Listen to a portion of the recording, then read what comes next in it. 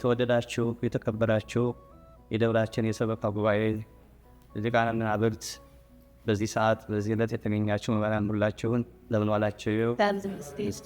ቸርነቱ በቃው ሳይለየን እስከዚህ ሰዓት እስከዚች ደቂቃ ያደረሰ አባቶቻችን አምላክ ክብርና ምስጋና ለስሙ ይሁን። አሜን። በድጋሜ ብፁዕ አባታችን በዚህ ቦታ ላይ እግዚአብሔር ስራውን ይሰራ ዘንድ ስራ የምንጀምርበትን ከተጣበበ ጊዜያቸውና ሰዓታቸው ተነስተው ለሰበካ ጉባኤውና ለአስተዳደሩ የሥራ መመሪያ ለመስጠት ወደፊት ስላቀድነው ነገር ደግሞ አባታዊ ቡራኬ ለመስጠት በዚህ ቦታ ስለተገኙ በደብራችን በሰበካ ጉባኤውና በመናኑ ስም እጅግ አመሰግናለሁ። እግዚአብሔር ይስጥልን። እንኳን ደህና መጡልን እንዳለን አባታችን። ከዚህ በማስቀደም አሁን የደረስንበትን የደብራችን እንቅስቃሴ ከኛ ጋር ደከመኝ ሰለቸኝ ሳይል እየሰራ ያለው የሁላችን ወንድም አባት የሆነ በዚህ አካባቢ ላሉት አብያተ ክርስቲያናት ለሁሉም ተቀዳጅ የሆነ ወንድማችን የእምነት ኦርቶዶክስ ተከታይ የሆነ አቶ ኪሮስ አለማየሁ ስላለንበት ቦታ እንዴት እንደተገኘ ምን ያህል እንደወጣን እንደወረድን አሁንም ምን እንደሚያስፈልገን ባጭሩ ማብራሪያ ይሰጡልንና ከዛ ወደ ቀጣዩ ነገር እንሄዳለን። ወንድማችን አቶ ኪሮስ ወደዚህ። እንግዲህ ይሄ ቤተክርስቲያን አሁን በአሁኑ ሰዓት ያለን ኮንትራክት በ1.8 ሚሊዮን ነው ለመግዛት ያለን ኮንትራክት። ይሸጥ ወጥቶ የነበረው 2,150,000 ነው። ከብዙ ብርድ በኋላ ወደ 1.8 ሚሊዮን ተስማምተናል። ብድርን በሚመለከት 1.3 ሚሊዮን ብድር ጠይቀናል። 500,000 ብር ዳውን ፔመንት ያስፈልገናል ማለት ነው እና ክሎዚንግ ፖስት እንዲሁም ደግሞ ተቀማጭ የሞርጌጅ ተቀማጭ ስለሚያስፈልግ ገቢያችሁ አሁን ባለው አነስተኛ ስለሆነ የ6 ወርም ተቀማጭ ስለሚያስፈልግ በአጠቃላይ እስከ 600,000 ብር ያስፈልጋል። በአሁኑ ሰዓት ቤተክርስቲያኗ ያላት ገንዘብ ወደ 500,000 አካባቢ ነው። ስለዚህ 100,000 ብር ተጨማሪ ያስፈልጋል ማለት ነው እና ይህን 100,000 እንግዲህ አባታችን ጸሎት ይርዱን፣ ሁላችንም ጸሎት እናድርግበት። ፈንድሬዝ ለማድረግ ደግሞ የምንችለውን ሁሉ ማድረግ ይጠበቅብናል። በፈንድሬዚንግ እንኳን ማሟላት ካልተቻለ በብድርም መልክ ቢገኝ እህት ቤተክርስቲያኖችም ሊሆን ይችላል ወይም ምዕመን ሊሆን ይችላል። በብድር ቢገኝ በእኔ እምነት በአጭር ጊዜ ውስጥ ገንዘቡ የሚመለስ ይመስለኛል። ምክንያቱም 200 ሰው የሚይዝ ቦታ ነው ያለው፣ አማካይ ቦታ ነው። እዚህ አካባቢ ሌላ ኢትዮጵያ ኦርቶዶክስ ቤተክርስቲያን በቃ አይመስለኝም። ከዚህ ትንሽ ራቅ ብሎ ዮሐንስ ነው ያለው አባታችን እና ለምዕመኑም ጥሩ አገልግሎት የሚሰጥ ቦታ ነው የሚኖረው። ተጨማሪም የመኖሪያ ቤት አለ፣ እሱም ትንሽ ኪራይ ያገዝናል። በዛ መልክ ነው እየሄድንበት ያለ ነው። ይሄን ይመስላል ባቸው። እሺ ወንድማችንን አቶ ኪሮስን እጅግ አድርገን እናመሰግናለን። እግዚአብሔር ያክብርልን። እንደተባለው እንግዲህ ቤተክርስቲያኒቷ የገባችው ለ2 ወር ነው፣ አግሪመንት ነው። 1 ወሩ ተነስቷል፣ የሚቀረን 1 ወር ነው። በዚህ ጊዜ ትውልደ ኢትዮጵያውያንና ኤርትራውያን አማኞች ይሄ ቤተክርስቲያን የሚታለዘው የሚሰራው ለሁሉም አማኝ ነገ ስማቸው የሚጠራበት ልጆቻቸው የሚማሩበት የሚታነኑበት ስለሆነ በሁሉም ኢትዮጵያውያንና ትውልደ ኤርትራውያን ይህን ያገኘነውን በረከትና ድል እንዳያጠን በዚህ ጊዜና በዚህ ሰዓት ሁሉ እንዲተባበረን አደራ ለማለት ነው። ከዚህ በመቀጠል ሰፊው ጊዜ ብፁዕ አባታችን የሥራ መመሪያና ምክር፣ ጸሎት የሚገባውን ነገር ይሰጡናል። ቀጥታ ብፁዕ አባታችን እንጋብዛለን። በስመ አብ ወወልድ ወመንፈስ ቅዱስ አሐዱ አምላክ አሜን።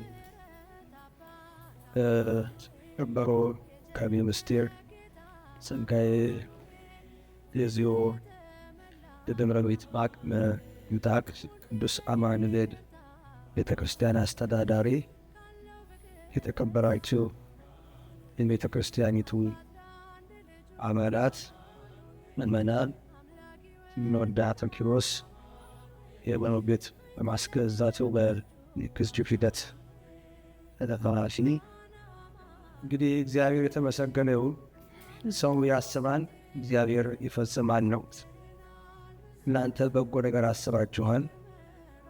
ይህ ቤተ ክርስቲያን በዋሽንግተን ዲሲ ከተቋቋመ 17 ከ16 ዓመት አያንሰውም ትክክለኛውን ባላውቅ እና ይህንን ያህል ዓመት በክራይ ቤት ነው የተቆየው።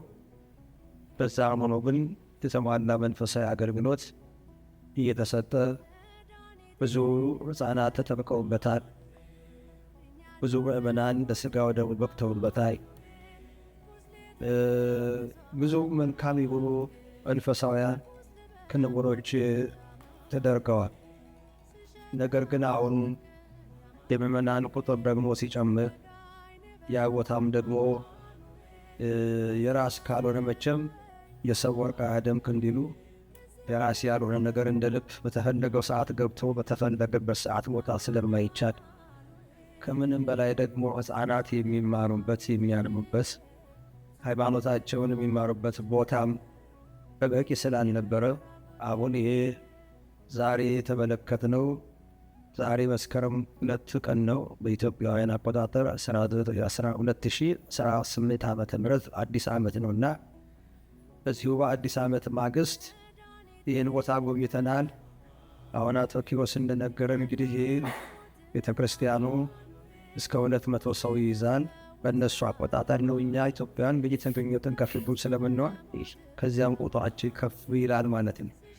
ከታች ደግሞ ሰፊ የሆነ ደጀ ሰላም አለው። የልጆች መማሪያ ክፍሎች አለ፣ ቢሮ አለ። እንደገና ተጨማሪ መኖሪያ ቤትም አይተናል። ለጊዜው ተከራይቶ ያለ ቤተክርስቲያኑ በኢኮኖሚ ለጊዜ ይደግፋል ማለት ነው። ቀላል አይደለም እና የፓርኪንግ እጥረት ነው ያለው። እሱ ደግሞ አሁን እንደሰማሁት ሜትሮ ስቴሽን እዚሁ ቅርብ ስላለ በሜትሮ መምጣትና እዛ ቦታም ደግሞ ማቆም መኪና እንደሚቻል ነው።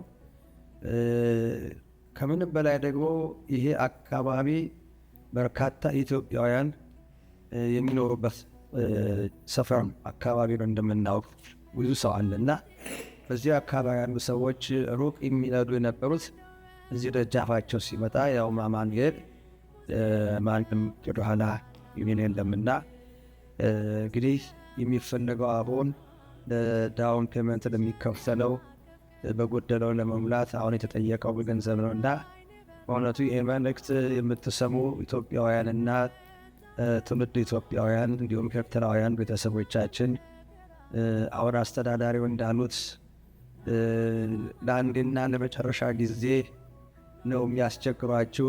በፊት በሞርጌጁ ራሱ የደብሩ አባላት መስዋዕትነት ከፍለው ይሸፍኑታል። አሁን ግን ዳውን ፔመንቱ ከፍሎ ለመግባት የሁሉንም ሕዝበ ክርስቲያን ትብብር እና በጎ ፈቃድ የሚፈልግበት ወሳኝ ወቅት ስለሆነ ይህ የቅዱስ አማኑኤል ቤተክርስቲያን ኪዳነ ምሕረትን በተደራቢነት አለች።